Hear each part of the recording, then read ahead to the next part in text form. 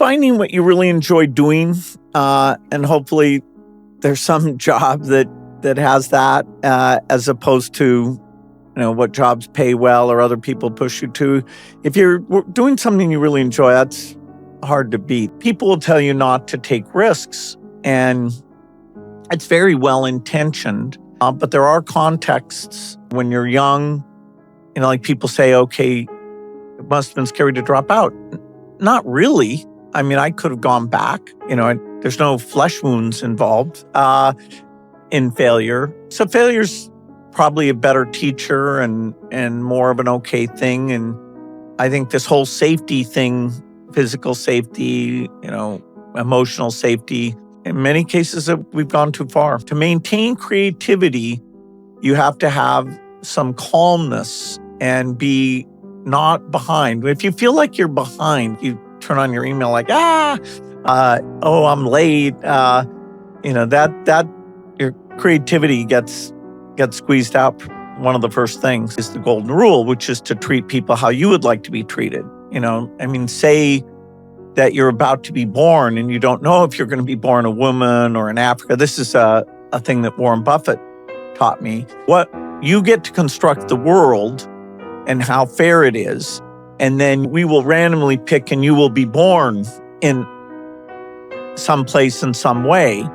And I think the construct that would guide the world you'd want for that is very much going back to that golden rule. Not, okay, let's win wars, let's outcompete or, have more money or resources than other people. And so it's one of the few universal truths that we should have that guide our behavior. I think particularly if you have a life where some extreme things happen, that, luck is a huge part of that to keep you on the ground. A good therapist can play an invaluable role there. So, yeah, I've benefited to this day from those kind of conversations.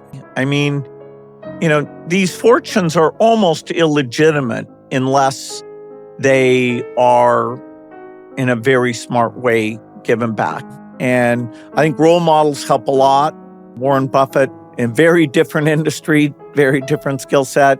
He's always been a role model and was the one who even when I was still building the fortune said, okay, your mom is right, and here's some books you should read. Carnegie Gospel of Wealth, the history of what Rockefeller did, because this will be an important, as important a measure of your impact as making the money. Even though in the short run we see how tough things are, if we zoom out a little bit and say, okay, 200 years ago, to be a woman, to be gay, 30% of children die. Lifespan is less than 50 years. Yes, we need to feel bad about the things we're not doing, but we also need to have a perspective. The system of scientific inquiry and democracy and widening our circle of care beyond our family, clan, nation, as we discover new things and we can share more resources, that really is working.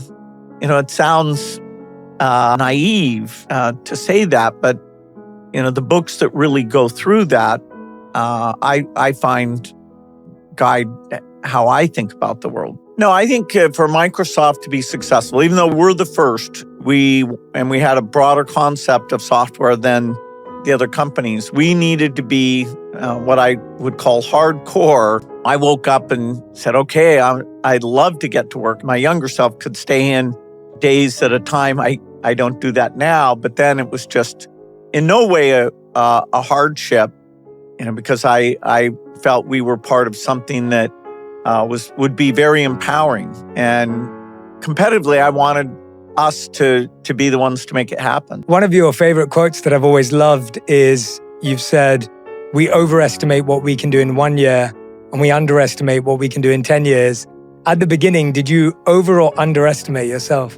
Well, people, when they would hear us say a computer on every desk and in every home running Microsoft software, they were like, you kids are really out of it. Every desk, every home, what would people do with these things?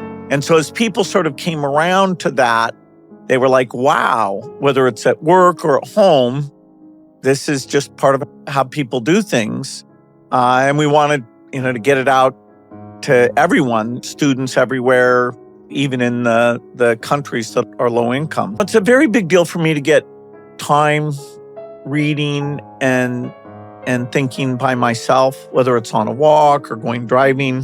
When I was CEO of Microsoft, I took 2 full weeks, think weeks, one every 6 months, where I would just go off by myself and think, okay, is Microsoft on track? What are the trends? Towards the end, I'd write a memo, which actually was kind of valuable as we navigated the twists and turns, like when the internet comes along or software's not reliable enough. I need that time to think. Most of my good work has come from the kind of slow thinking where I'm off being reflective and maybe coming up with some non-obvious ideas. Well, most of my life has been about looking forward and, okay, let's get this innovation. Let's do it first. And it's pretty insane. This is a world where somebody can have over $100 billion. I mean, what is that? And it's not, you don't want to just give that to children and create some dynasty. That's not even a favor to them.